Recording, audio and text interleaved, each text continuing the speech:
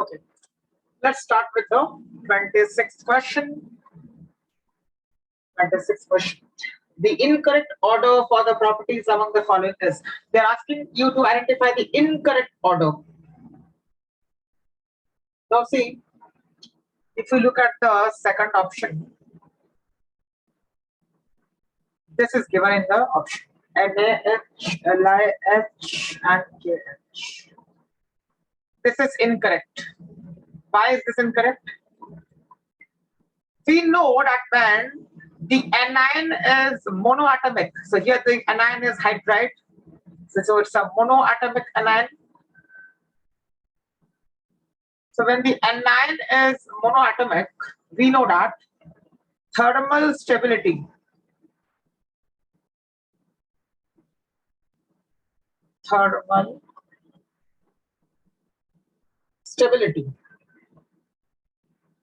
is inversely proportional to, is directly proportional to lattice enthalpy.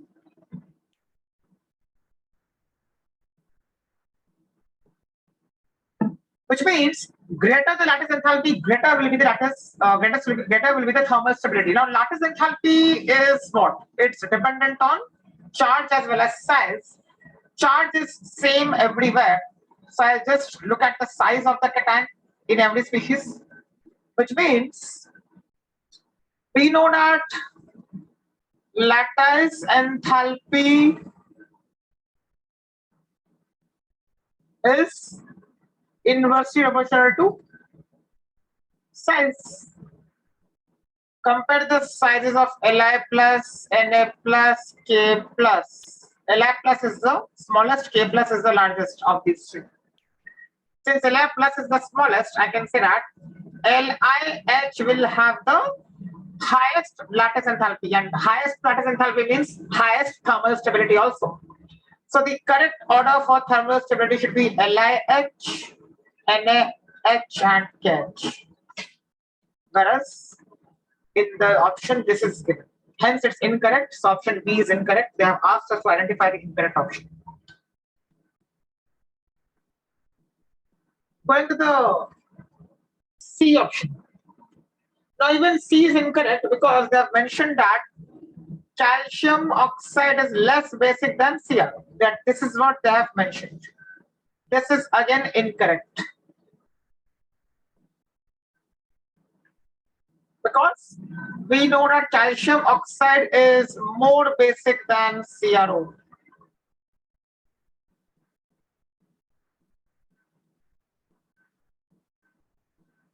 So B as well as C, both are the correct answers to the 26th question. Going to the 27th question. Identify the correct statement. Now with respect to molecular orbital theory, you have to judge. Correct statement. Now see, if I go to the B option, okay.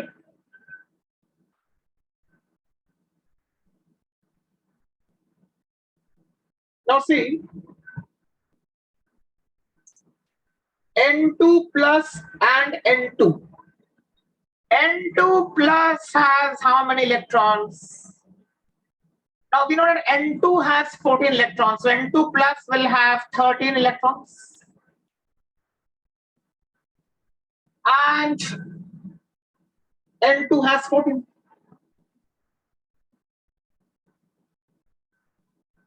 Now there's a shortcut for identifying the bond order. What is the shortcut? If the number of electrons is 10, then the bond order is equal to 1. If the number of electrons is 11, then the bond order is equal to 1.5. If the number of electrons is 12, then the bond order is equal to 2. If the number of electrons is 13, then the bond order is equal to 2.5. If the number of electrons is 14, then the bond order is equal to 3. If the number of electrons is equal to 15, then the bond order is equal to 2.5. If the number of electrons is 16, then the bond order is equal to 2, and so on. So what are we observing? From 1 to 3 it increases, and then from 3 to 1 it again decreases. So this is just a shortcut for you, and this is the number of electrons. This indicates the number of electrons. So corresponding to the number of electrons, we can easily see what the bond order is as per molecular orbital theory. Which means if the number of electrons is equal to 14, then the bond order is equal to 3. You can look here. And if the number of electrons is equal to 13, then the bond order is equal to 2.5. That means N2 plus has a bond order of 2.5 and N2 has a bond order of 3. We know that bond order, if bond order is high, stability is high.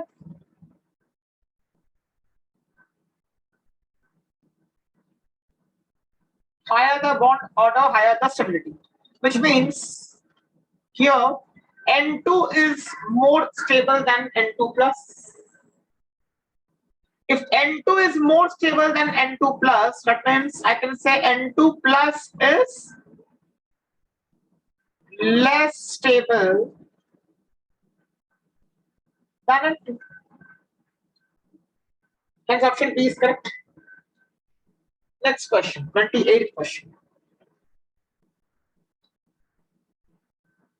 The ion which does not contain OO bond is.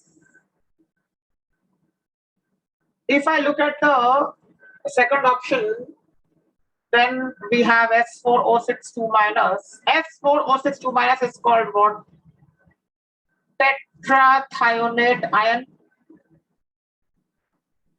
We have seen this ion in redox reactions. Now see, S4O62 minus. What is the structure of S4O62 minus? This is the structure of S4O62 minus.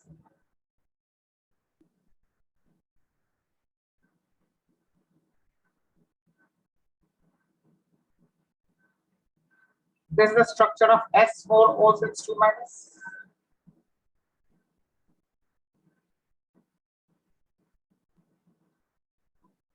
Clearly, we can see that there is no O bond here. Since there is no O bond here, this becomes the answer. SS bond is there, but there is no O bond. O means between oxygen atoms. So this is the answer. Next question, 29. The incorrect order. They have asked for the incorrect order. If I go to the last option, that is option B, what they have said, they have mentioned here that Li2 minus is more stable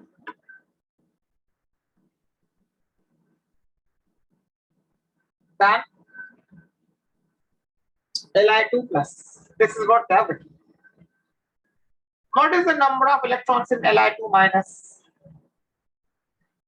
The atomic number of lithium is 3. So Li2 will have 6 electrons.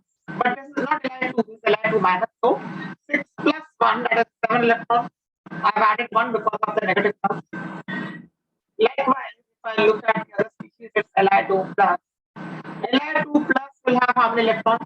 6 minus 1, that is 5 electrons. If I look at the electronic configuration in terms of molecular orbital theory, then sigma 1s, sigma star 1s, sigma 2s, sigma star 2s, and so on. I have just written the portion which we need for this question. For Li2 minus, if I start filling the electrons, then 2, 2, 2, 1.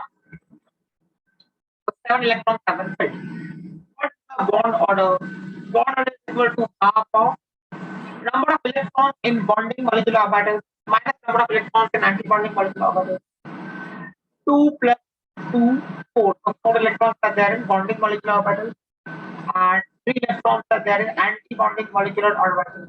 This becomes the bond order for Li2 minus. What about Li2 plus?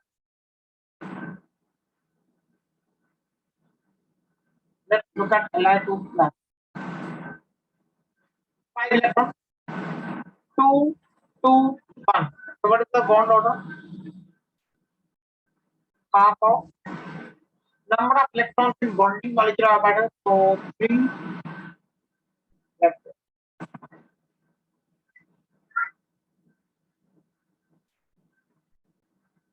Which means the bond order is equal. If the bond order is equal, then how do we compare the stability? See, if the bond order is equal, then we will look at the number of electrons in anti-bonding molecular orbitals.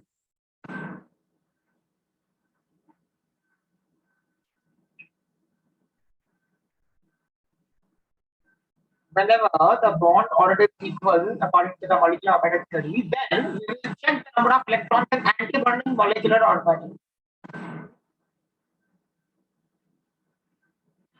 Higher the number of electrons in anti-bonding molecular orbitals, lower would be the stability. You have to remember this trick or rule. So, number of electrons in anti-bonding molecular orbital will be considered, and I can say that if this is more, then stability will be low. Now let's look at the number of electrons in anti-bonding molecular orbitals. How many anti-bonding molecular orbitals are there in Li2 minus 3?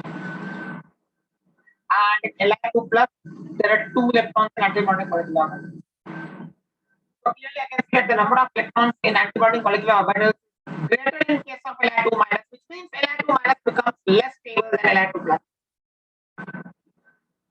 So Li2 minus is less stable than Li2. Hence, the statement given option D is incorrect and so D becomes the answer. Question number 30. In which of the following molecules the shortest O bond length can be expected? O bond length. We have to compare the bond present between two oxygen atoms. In option A, it's ozone. I can draw the structure of ozone like this. So this is the structure of ozone.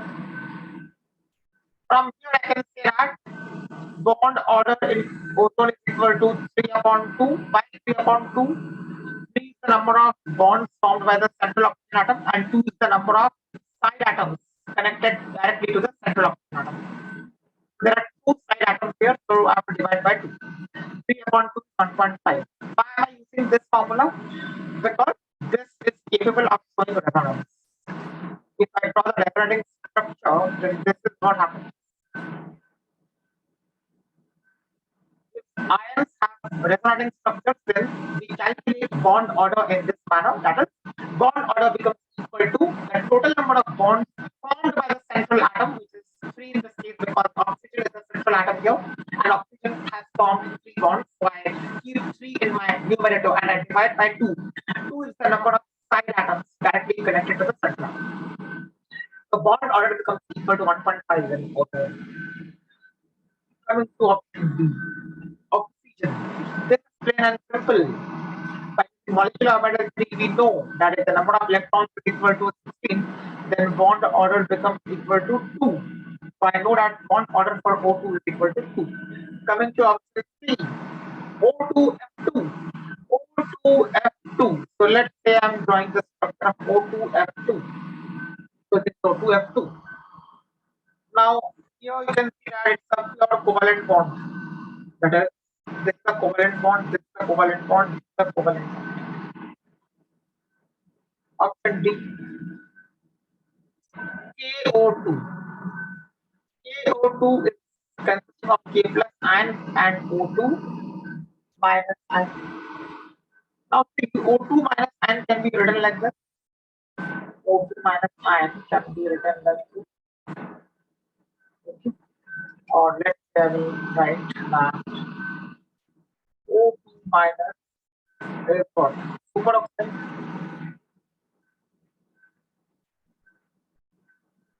According to molecular orbital theory, the number of electrons, I mean, if I compare the, if I look at the number of electrons in this and if I relate it to the bond order, if it is a trick which I showed you today in this video for question number 27, then I can clearly say that for for 18 electrons, the bond order is going to be equal to 1, and for 17 electrons, the bond order is going to be 1.5.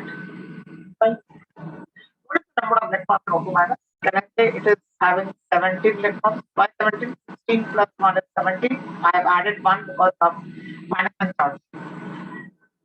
The bond order becomes equal to 1.5. Bond order is 1.5. Right? Bond order is 1.5. And here, what is the bond order in this case? Clearly, I can see that here there is a single bond between two oxygen atoms. So bond order becomes equal to 1.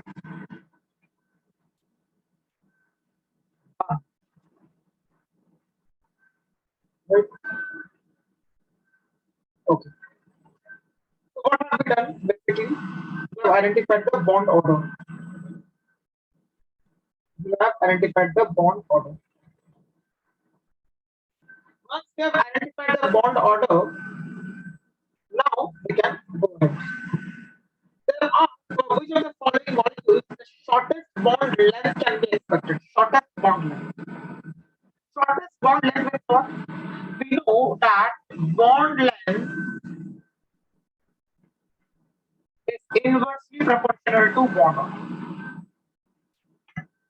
So if the bond order is very high, then the bond length is going to be low. Which is the highest bond order here? I can clearly see that 2 is the highest number. That means O2. So in case of O2, the bond order is equal to 2. Highest bond order means shortest bond length. Shortest bond length is for O2, that means because they have asked for shortest bond length. And B is the correct answer. That is O2.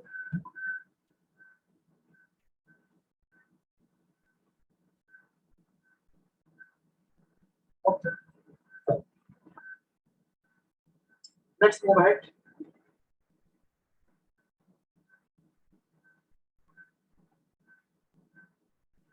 Question number 31st. In 31st question, they have given 4 structures and they have said which of the following compounds does not have a cycloprefix and the suffix carboxylic acid. Does not have cycloprefix. That means option C is straight away ruled out because C will have cyclo as the prefix.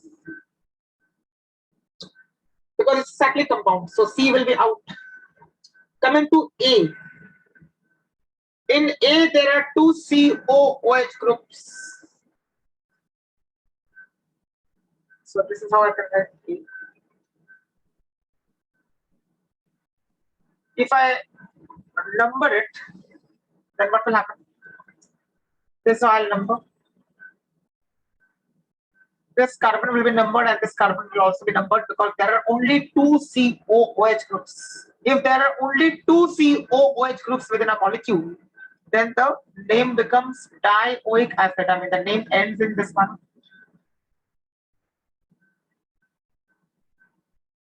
So it contains this as a suffix, dioic acid. Whereas in the question they want the compound which has the suffix as carboxylic acid, which means A also cannot be your answer because A does not have the suffix carboxylic acid. Coming to B. B is this.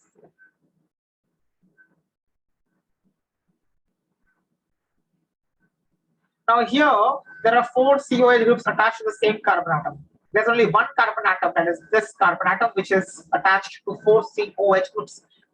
Since the number of COH groups is greater than 2, I will not put number 1 on any carbon atom of COH, which means COH groups will be left untouched while numbering, which means the numbering will be done only on this carbon. And hence the name of this will be what? Methane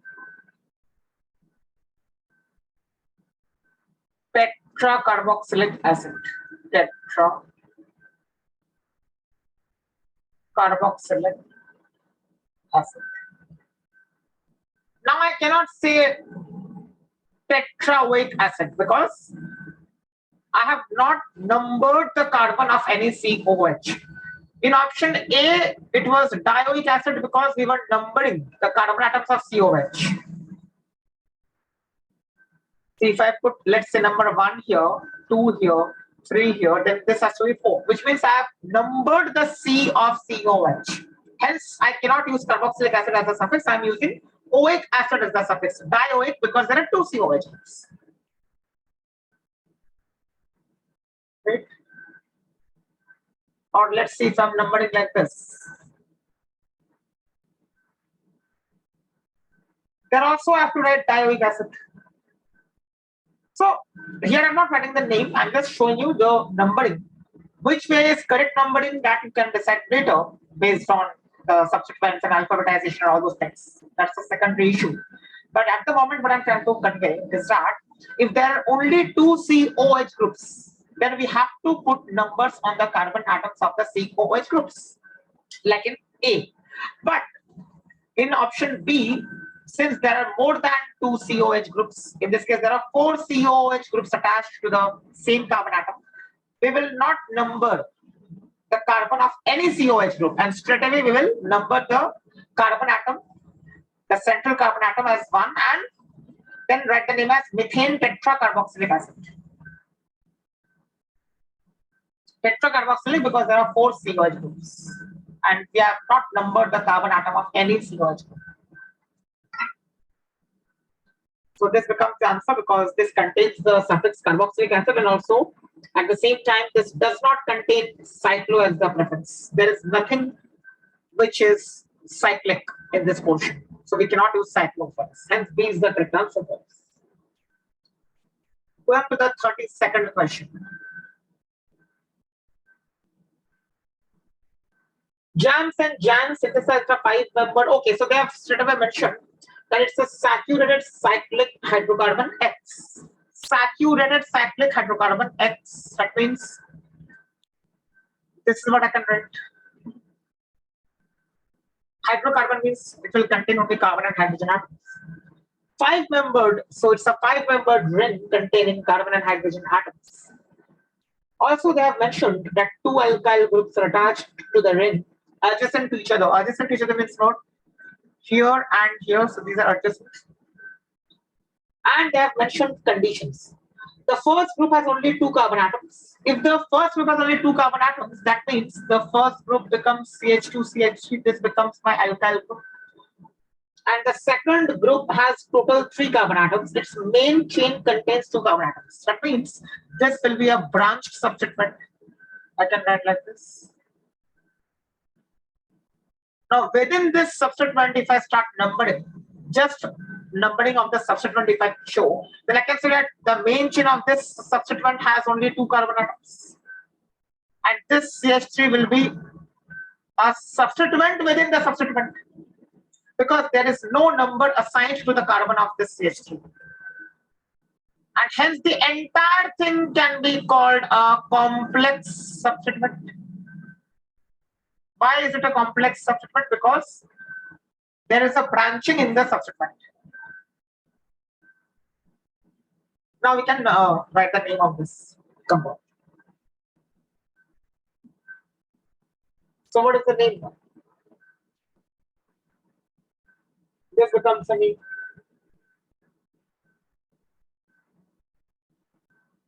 If I number this, okay, first of all, see, these 2 are substituents. The portion which is attached outside, I mean the portion which is attached to the ring, which means the ring is the parent.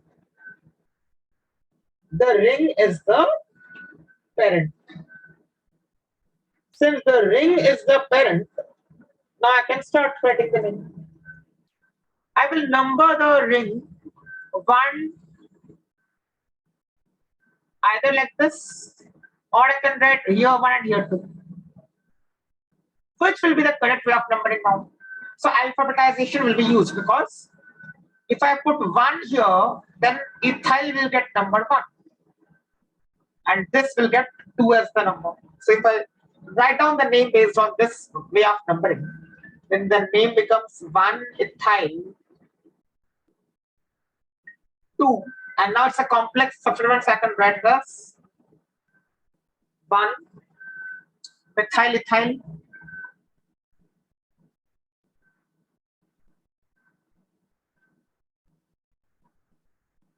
1-methyl ethyl is the name of this complex substituent. 1-methyl because of this portion, and ethyl because of the number of carbon atoms in this portion. So 1-methyl ethyl is the name of the entire complex substituent. E comes before M. That is why ethyl has been assigned a lower number here. That is 1. And then we can write cyclopentane here. So cyclopentane is the root word at the end because this is the parent. So option C is the correct answer. 33rd question. Pentane dinitrile. What is pentane dinitrile? 1, 2, 3, 4, 5. This is called pentane dinitrile. 1, 2, 3, 4, 5. This is called pentane dinitrile.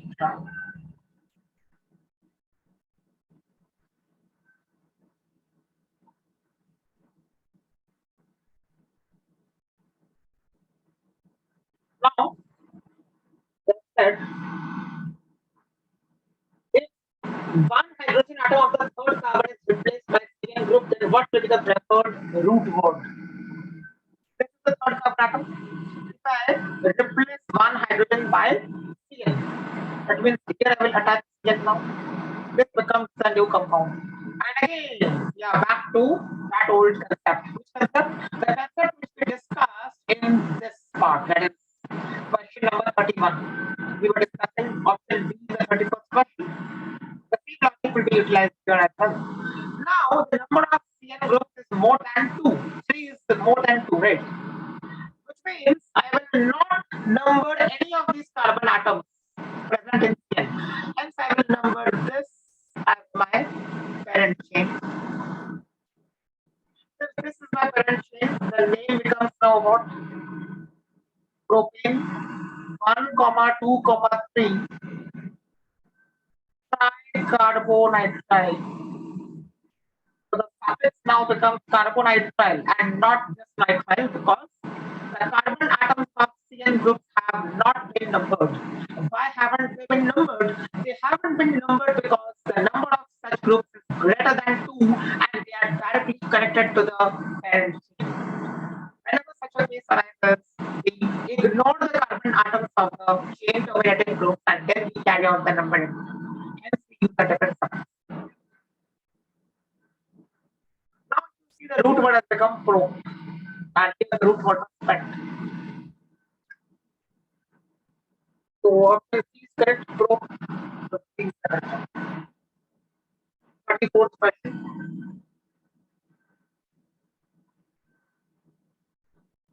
In 34th question, if you see, here we have COOCH3 and then here we have COOH. This is one example. This is one compound given and there is another compound here. COOH and then COOH. It's very easy because we can see that in one compound there is an ester group and in the other compound there is no ester group at all. One compound has ester group. COOR, right? COOH3 is nothing but ester. Here there is no ester, which means these two are functional isomers of each other.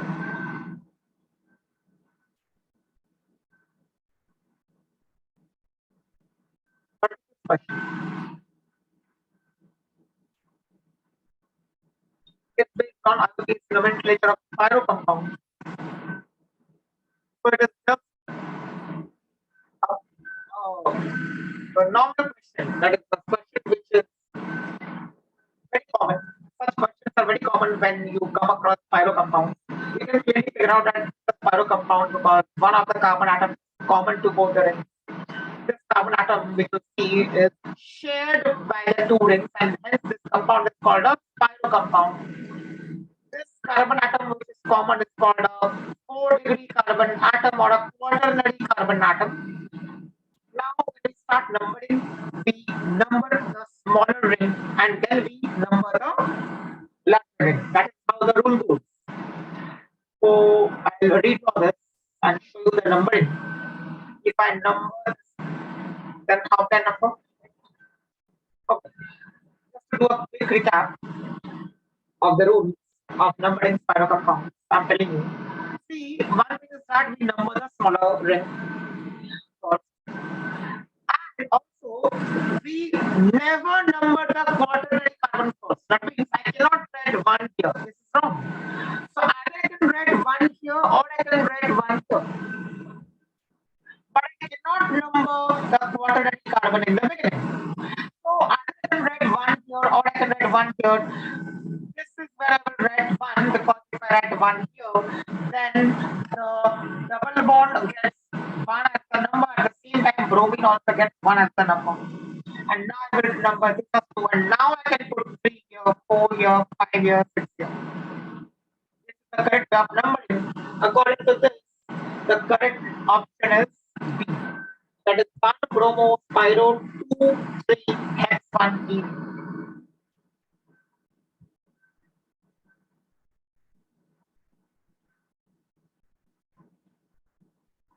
What does this mean? The first number indicates the number of carbon atoms in the smaller ring, excluding the 4-degree carbon. So this is the smaller ring. There are 2 carbon atoms, excluding the 4-degree carbon. Similarly, the second number indicates the number of carbon atoms in the larger ring, excluding the 4-degree carbon. This is the larger ring, and this is the 4-degree carbon. If I exclude the 4-degree carbon, then 1, 2, 3. These are the 3 carbon atoms in the larger ring. Hence, I write 2.3 within square brackets. Okay, 36.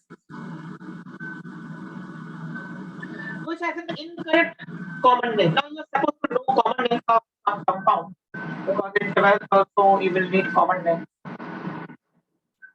So HCHO is formaldehyde. This is the common name. I repeat, formaldehyde is the common name. It is not the IUPAC name.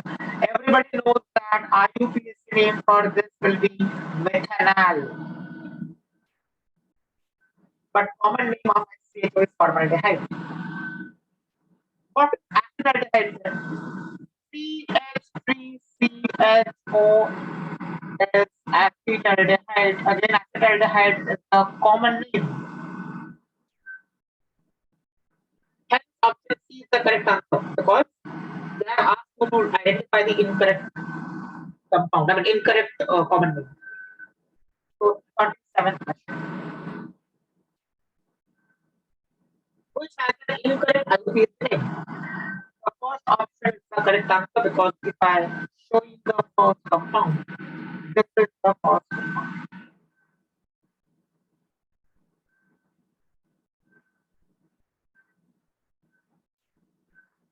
Now, ester is priority product here. You could go as per the priority series, that is the order of preference. So this carbon will be numbered 1. This is 2. This is 3, and this is 4. So ester is the priority here. Whenever ester is the priority, I name the compound in a different manner. I look at the portion which is attached to oxygen and write that first. What is attached to oxygen? CH3 is attached to oxygen, and hence the name starts with this methyl. Whenever ester is the priority, then alkyl is supposed to be written. So instead of alkyl, I'm writing methyl here, because CH3 is attached to oxygen. Had it been C2H5, I would have written ethyl. Had it been CH2, CH2, CH3, I would have written propyl. The point to be noted though is that focus on the portion which is directly connected to the oxygen atom. Write that here as an alkyl group, and then we start writing the name with the correct suffix, and the correct suffix for ester is alkanoate. What will be the correct name? It will be methyl, and then chloro, because chlorine is a substituent. Bute, because there are 4 carbon atoms in the parent chain. You can see that clearly I've numbered them. Bute 2 in OATE. OAT is the correct suffix for ester when ester is a priority. En indicates the double bond. 2 indicates the position of double bond. Between 2 and 3, you see a double bond. Hence, I have written but 2 in and denote. This is the correct name. Hence, the name which is given in the question is incorrect, and hence A becomes my correct answer. 38th question. Which of the following compounds shows GI? Interesting one. Now, here, if I go and analyze every option. Now, see here, you can clearly see that with respect to this double bond, GI is not possible because these two are identical groups. Identical groups attached to this carbon. So, if two identical groups are attached to any one of these two carbon atoms, then GI is not possible. So, GI is not possible in option A. This is A. Option B.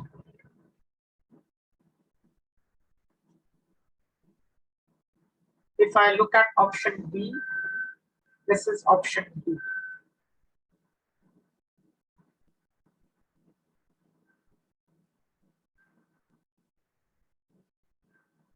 This is option. Here, GI is possible because with respect to this double bond, GI is possible. Now, how? Focus on this carbon atom. There are two different groups. H and CH3 are two different groups. Focus on this nitrogen atom. This portion is different from this portion, which is why I can say that here GI is possible. So GI is possible here. C. Here GI is not possible.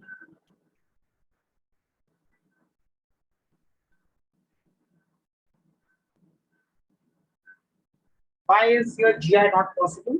Now here GI is not possible because you see there are two rings which are connected to each other. So this is a spiro compound containing an even number of rings. 2 means even number, right? 2 is an even number. There are two rings here. It is similar to an alene where you say that the two pi bonds are in mutually perpendicular planes, and hence GI is not possible in an alene containing two double bonds. Extending that analogy, we can understand that GI is not possible here because there are two rings, and again we can say the same thing, that is the two rings are in mutually perpendicular planes, and hence this distance is equal to this distance. Since distance does not change, GI is not possible. Correct? So this is similar to alene.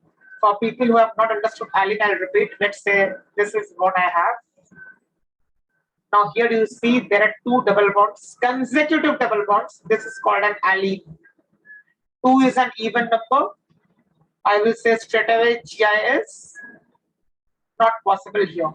Because again because of the same reason again, that is this distance is equal to this distance. So here also the same.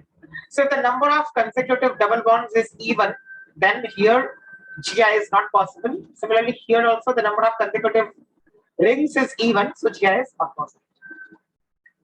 Hence B is the only option. Correct one. That is the correct answer. Okay. So going to the next one. It is 39th. Option A. Which of the following does not contain an ester group? Now, if I show you this one, this is the first option. Can I say that this is actually of this kind, COOCO, and this is nothing but acid anhydride? This is called acid anhydride. So it is not an ester, which means A is my correct answer. Okay. B has ester, C has ester, D also has ester. I would like to explain option D once because some of you may get confused looking at this. Now look at this one. If I want to show this properly so that there is no confusion, then I can write like this.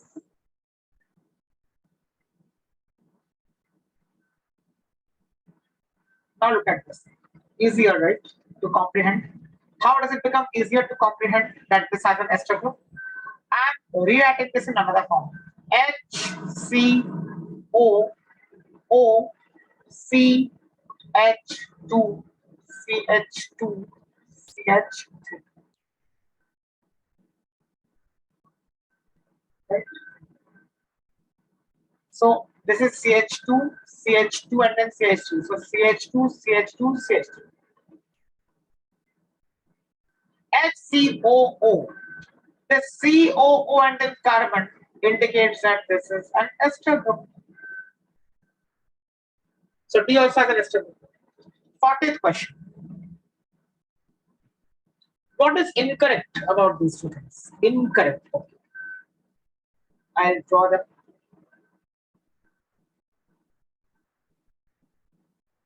What is this compound?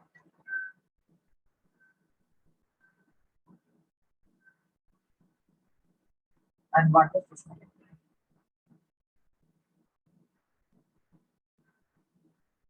What is incorrect? Now see, if you clearly notice, this has a benzene ring or a phenyl ring in this.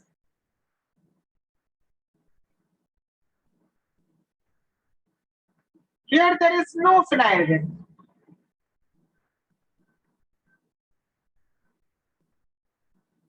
That means the category of compounds has changed. Benzene ring is present in one and there is no such ring present in another. So this is aromatic, whereas this is not aromatic.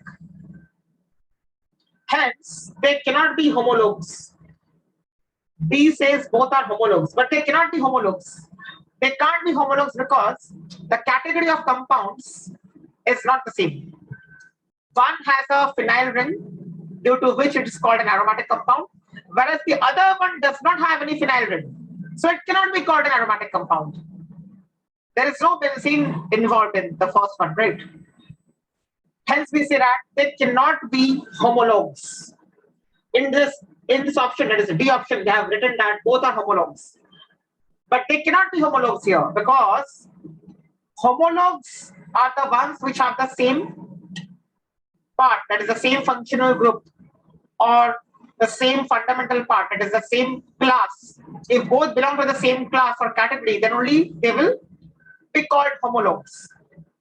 For example, if I say that CH3COOH is there and HCOOH is there. Now these two are homologues because here the carboxylic acid group is common to both. So now I can say that these two are homologues. But here, these cannot be called homologues. Hence, D is the correct answer. 41st. Correct IUPAC name. Okay. If you notice carefully, this has a complex substituent, and that same complex substituent is present at two positions. One is here, and one is here. So that same complex substituent is present at two positions. Let's number them. 1, 2, 3, 4, 5, 6, 7, 8, 9. 9 is the number of carbon atoms in the parent chain. At the fourth position, I have a substituent. At the sixth position, I also have a substituent. What is the substituent called? Can I say and write in this manner in order to make it a little easier to understand? I can write this. This is the substituent attached to the parent chain. Again, this is a complex substituent as this becomes a portion and these two become substituents of the substituent. So again, the entire thing will be called a complex substituent. How will this be named? I can say that 1,1 dimethyl. 1,1 dimethyl because there are two CH3 groups attached to this carbon which has been numbered 1. So 1,1 dimethyl, and methyl because there are two carbon atoms in this port. So A becomes the correct answer. This has to be used. I cannot write your die. This is used when the complex substituent has number select. So this is what I will write. This 1,1 dimethyl. Okay, correct.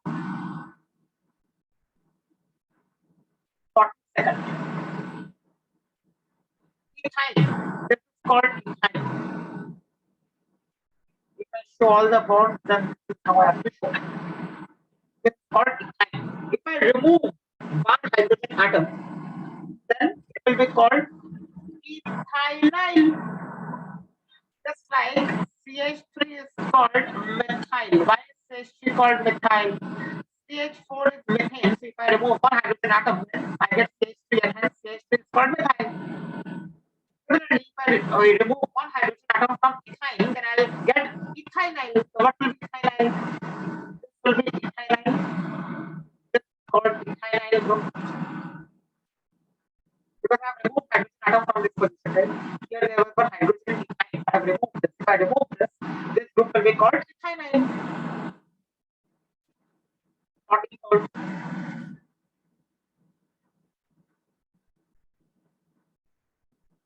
Now see, if I ignore R completely, then what is the number of carbon atoms in the parent chain? Then this becomes the parent chain. I will say that 5 carbon atoms are there in the parent chain. If I ignore R. But this is the portion that's attached. Let's say this is attached.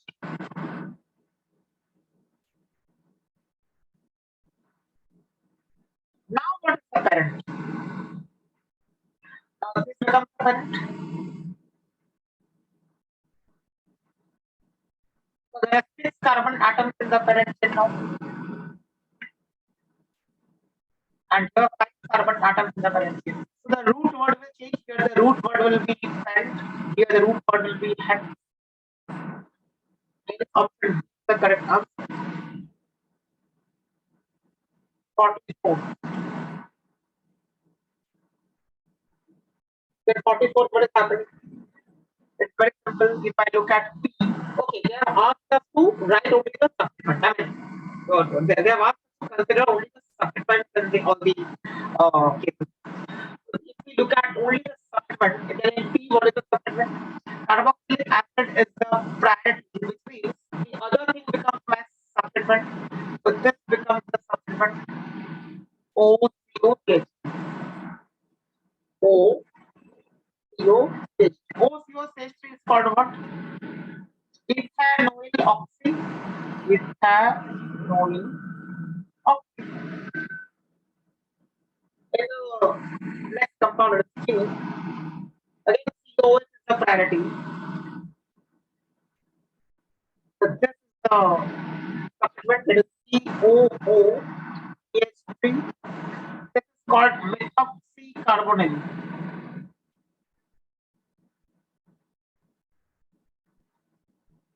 Right?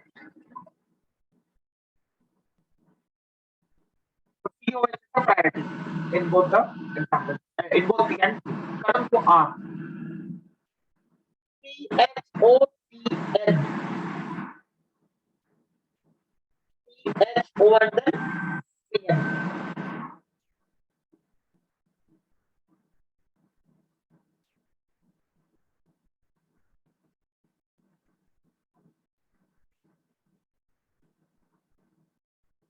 If I go as per the priority distribution, what will happen?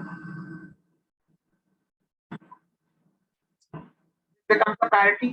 So CHO becomes the supplement. So this will be called formula.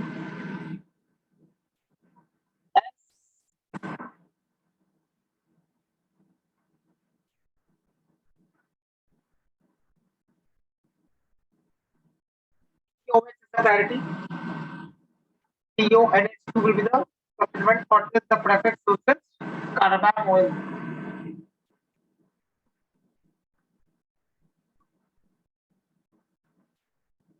Okay. Now, in this question, word formula is not mentioned. By mistake, Cyro is given. But doesn't matter. We will look at the other prefixes and accordingly choose the correct option. Because the others are correct. In place of Cyro, it should have been formal because if I go as per the priority series, then CN has a higher priority than CHO. Since CN has a higher priority than CHO, we have to use prefix for CHO and we will go for that option which has correct prefixes for the other cases. That means for case P, for case Q, and for case S. According to that, option A becomes correct. And A is the correct option. 45th question.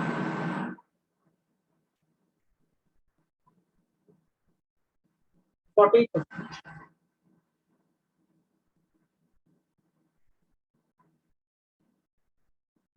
Okay. Isomerism. What type of isomerism is it? So let's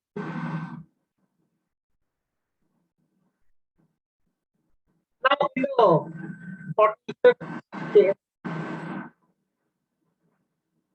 again there are four examples. P, Q, R. This is a very interesting one. Conceptual. Let's see. If I look at P, in P what is happening? What is happening? This is what?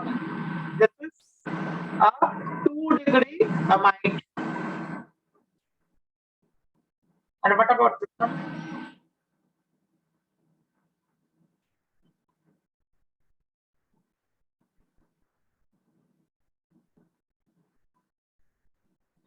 Here I have a ketone and I have an amide. So the functional groups are different. I will say that it's a functional isomer.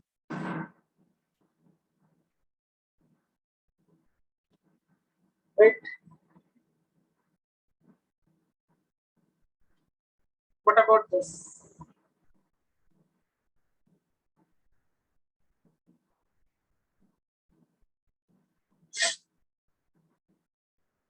This and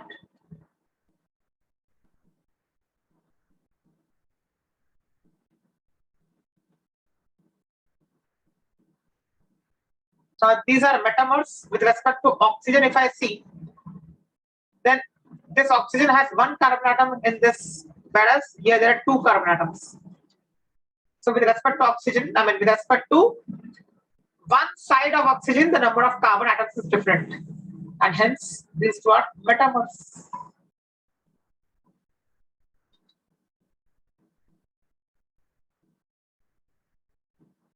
This and this. If I number this in 1, 2, 3, 4, 5, and here if I number them 1, 2, 3, 4. So what is happening here? The chain, the parent chain has 5 carbon atoms, whereas here the parent chain has 4 carbon atoms. The parent chain changes. I mean the length of the parent chain changes. When length of parent chain changes, then they are called chain isomers.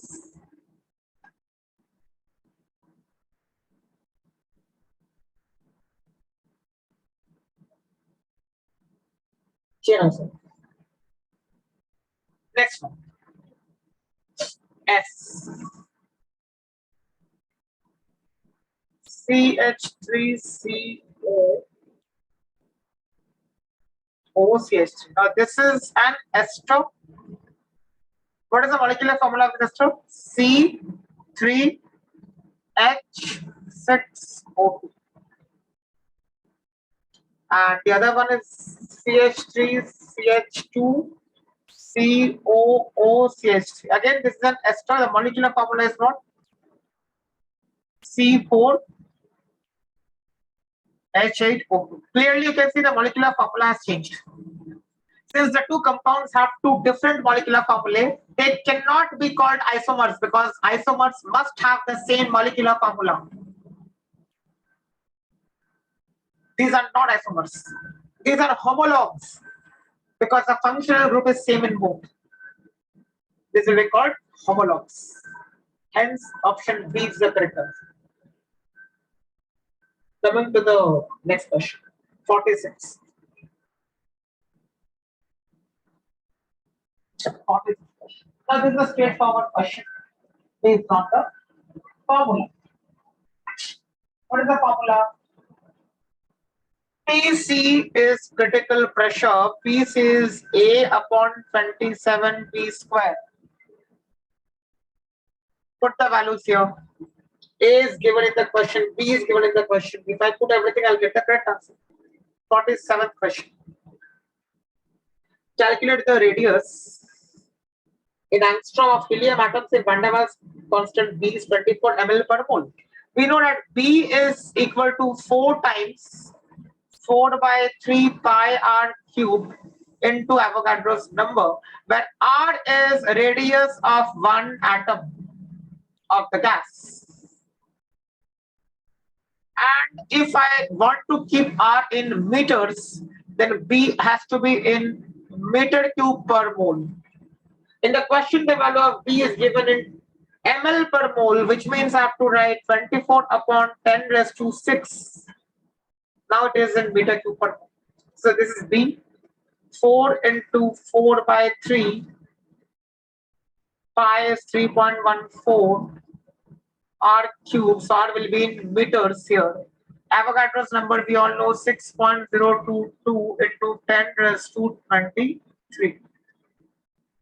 On solving this, R becomes approximately equal to 1.34 angstrom. So this is the correct answer. 48th one. A mixture of C3H8 and CH4 exerts a pressure of 320 mm Hg. Okay. C3H8 is propane. If I carry out combustion, I'll get this.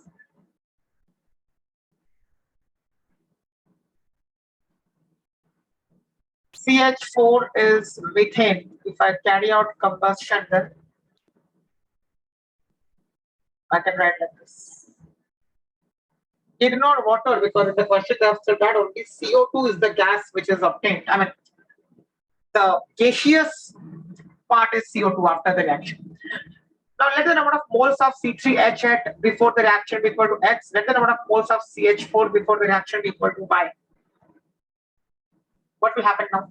I can see that if X moles of C3H8 react completely, then 3x moles of CO2 will be produced. And if Y moles of CH4 react completely, then Y moles of CO2 will be produced.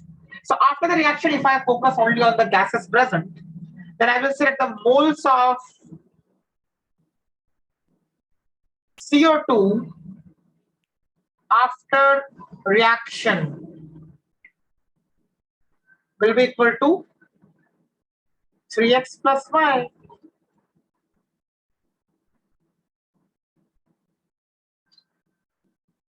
And initially we had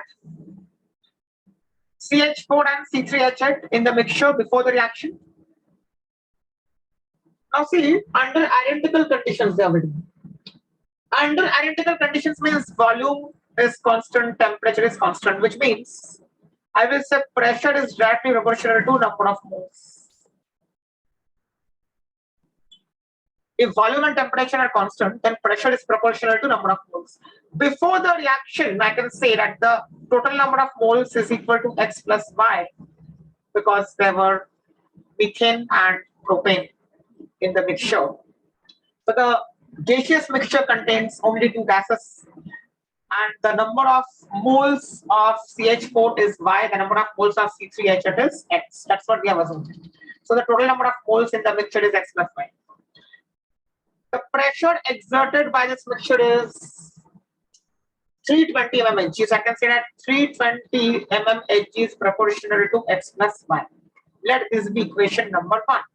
After the reaction, the total pressure becomes equal to 448 mmHg. So 448 is proportional to the total number of moles of CO2, which is equal to 3x plus Y. Let this be equation 2. Divide 1 by 2. So 320 upon 448 will be X plus Y upon 3x plus Y. From here you will get a relation, and the relation is this. What is the relation? The relation becomes, the relation is in terms of X and 5. That is what y equal to 4x. Mole fraction of C3H8 in the mixture, that means x upon x plus y is what they need us to find out. This is the mole fraction of C3H8, which is equal to 0.2. X and x will get cancelled. 49th question. 49th question. 49th question says, okay, barium azide. So BAN3 twice on heating.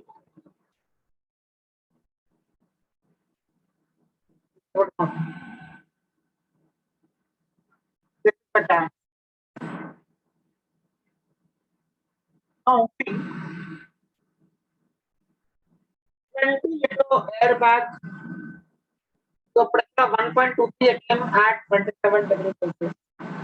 That means this airbag needs to be filled with nitrogen gas. Because nitrogen is the only gas which is obtained after decomposition of barium azide.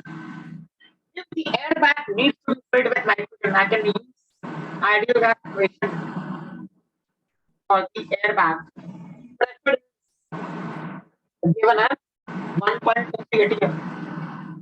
Volume is 20 liters. Number of moles is not known. R will be 0.0821. Temperature is 27 degrees Celsius, that is 300 Kelvin. From here, I will get the number of moles, which is equal to 0.999 moles.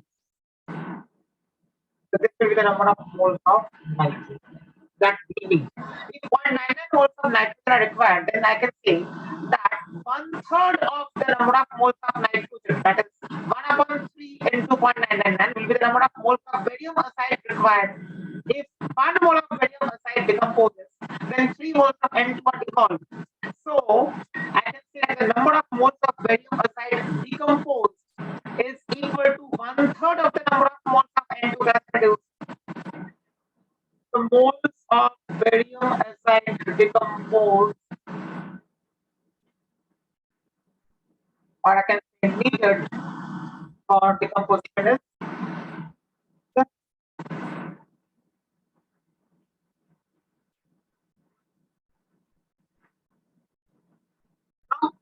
molar mass of barium azide can be found out with 137.327 plus 14 into 6. This becomes the molar mass of barium azide. On this, I will get 221.327. 221.327 grams per mole. This is the molar mass. 221.327 multiplied by 0.333. This will be the grams of barium azide. 221.327 into 0.333. 73.70.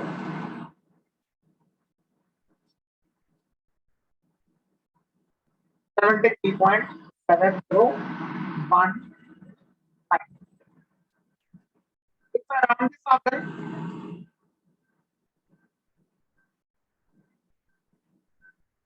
or approximately 73.70 grams.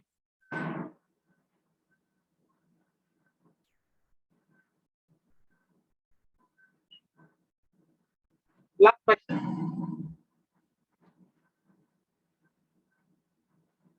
15th question. LPG cylinder. Now the volume of the cylinder is equal to 3 liters. I mean, we don't know the volume. Let us assume that the volume is 3 liters. I can get another equation for the cylinder. Pressure is 20 atm. Volume is 3 liters. Number of moles of nitrogen will be 14. Of butane will be 14,000 upon 58. Molar mass of butane is 58. What is butane? C4H10 is butane. Into R into P. Where this is equation 1. After leakage, the pressure becomes 12 atm. Volume will still remain the same because volume of cylinder cannot change. Let the number of moles of butane remaining be N and then R into P. If I divide 1 by 2, what will I get? I'll get 20 upon 12 is equal to 14,000 by 58 upon n. From here I will get the value of n. That is what the number of moles of butane remaining within the cylinder. Right? Now, the moment I get the value of mole,